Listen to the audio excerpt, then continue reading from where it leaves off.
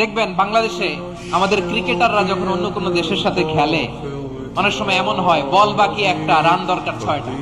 বল বাকি কয়টা? পটুয়াখালী বুঝে নাই বোধহয়। বল বাকি কয়টা, রান দরকার। আপনি দেখবেন ক্যামেরাম্যান তখন গ্যালারিতে খালি দেখায় দর্শকদের যে কি অস্থিরতা। হিপ হপ স্টাইলের মেয়েটা, যে মেয়েটার ওড়না এতক্ষণ ছিল গলা, এতক্ষণ কই ছিল, ওই মেয়েটা দেখবেন ওড়নাটা টেনে মাথায় দিয়ে এরকম মোনাজাত করতেছে, আল্লাহ আল্লাহ, একটা ছক্কা, আল্লাহ আল্লাহ, আমার লাল সবুজের পতাকারে তুমি অপমানিত কইরো না আল্লাহ, ইন্ডিয়ার সাথে আমাদের খেলা, আল্লাহ আল্লাহ, একটা ছক্কা, একটা একটা। পুরো পুরো খেলা জুড়ে এই মেয়ের ওড়না ছিল গলায়, কিন্তু যখন 1 বলে 6 রান দরকার, ওড়না চলে আসছে কোথায়? মাথায়। আবার মুনাজাত আছে না নাই?